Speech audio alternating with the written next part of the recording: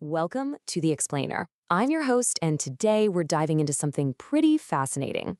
We are going to take the raw, messy, and totally unpredictable reality of a brand new business and transform it into structured, elegant financial clarity. If you've ever looked at a company's ledger and wondered how they keep it all straight, well, you're absolutely in the right place. I mean, think about it. A business is just a flurry of nonstop action, right? People are buying, people are selling, bills are getting paid, vans are breaking down, owners are pulling cash out. How do you translate that absolute chaos of a wild month of real-world events into orderly accounting entries without losing track of a single rupee? It honestly seems like magic, but as you'll see, it's actually a rock-solid system. Section 1. The Golden Rules of Accounting. Let's establish the fundamental laws of physics that govern our financial universe. Say hello to the two pillars of double-entry bookkeeping, debits and credits. A debit, which is usually abbreviated as DR, represents a transfer of value to an account. A credit, or CR, represents a transfer of value from an account. Now remember this, because it's absolutely crucial. Whether a debit or credit increases or decreases a balance depends entirely on the type of account. It is all about perspective. Okay, this table right here, it's basically your secret decoder ring for everything we're going to do today. These are the golden rules of accounting. For real accounts, like physical assets, we debit what comes in and we credit what goes out. Simple enough, right? For personal accounts, dealing with people or businesses, we debit the receiver and credit the giver. And for nominal accounts, which track our operations, we strictly debit our expenses and credit our incomes. Section 2. Launching Sarah Enterprises. We begin our chronological case study in the month of July with the birth of a brand new business. Picture this real-world action. Sarah officially opens her doors for business. She brings in her initial capital, a whopping 500,000 rupees in cash, just to get things off the ground. And well, she needs a place to sit and work, so she immediately turns around and drops 50,000 rupees in cash on office furniture. Now here's how we capture that real-world action on paper by applying those rules. Look at the very first entry. Cash is a real account and it's coming into the business, so we debit cash for $500,000. Capital is a personal account representing Sarah, the giver, so we credit it. In a second entry, furniture, which is another real asset, is coming in, so we debit furniture for $50,000. But to get it, cash had to go out, so we credit cash for that exact same amount. Every action has an equal and opposite accounting reaction. Section 3. The daily operations. Let's see how this builds as Sarah starts hustling to buy and sell goods. What's really interesting here is how brilliantly this illustrates the difference between cash and credit. Sarah purchases a stockpile of inventory on credit from Ali Traders for 80,000 rupees, and then she starts selling. But look at the difference. She sells goods and gets 40,000 rupees in cash immediately. Awesome.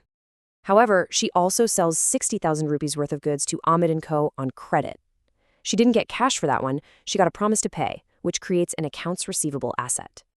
So how do we translate that split reality into journal entries? Well, first, that inventory stock-up. Purchases is an expense, so we debit it 80,000 and credit Ali Traders, the giver.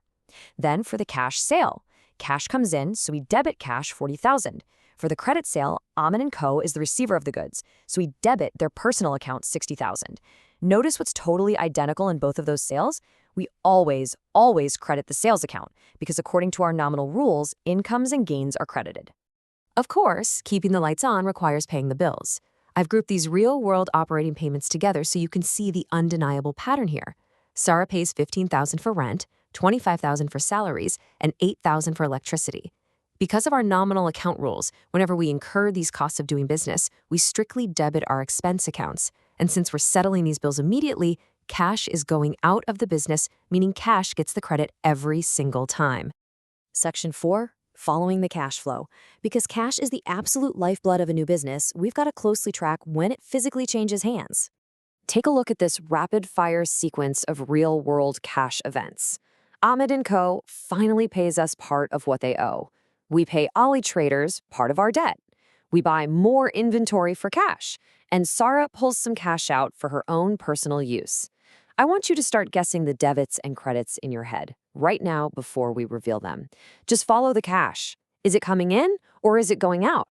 All right, let's see if you were right. The crucial point here is applying that follow the cash motif. When Ahmed pays us, cash comes in, debit cash. We credit Ahmed as the giver. When we pay Ali Traders or buy goods, cash goes out, credit cash.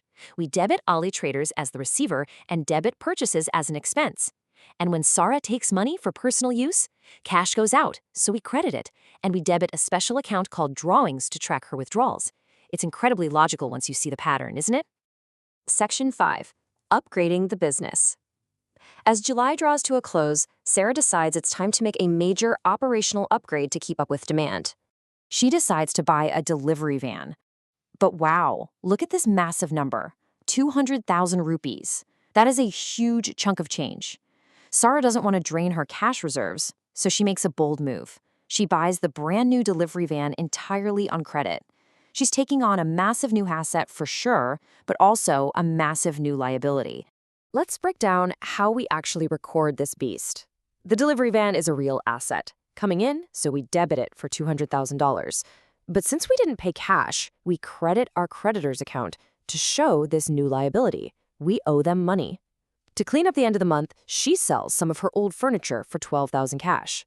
Cash comes in, so debit cash. Furniture goes out, so credit furniture. Finally, she earns a little extra side hustle money, $5,000 cash, for commission. Debit the cash coming in and credit commission received, because according to our nominal rules, gains are always credited.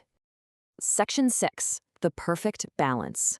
After a chaotic and highly successful first month, it's time to step back and look at the mathematical harmony we've created.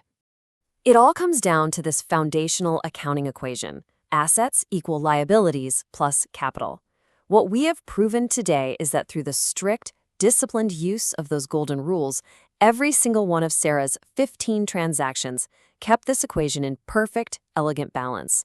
For every value that came in, an equal value was tracked going out or owed. It's just a flawless, closed loop. And that brings us to the end of the explainer. So I'll leave you with this. If you apply these exact same golden rules to the transactions of your own life today, your coffee purchase, your paycheck, your rent, what would your personal ledger look like? Are you heavy on the asset debits or the expense debits? Thank you so much for joining me today. Keep focusing, keep learning, and I'll catch you in the next one.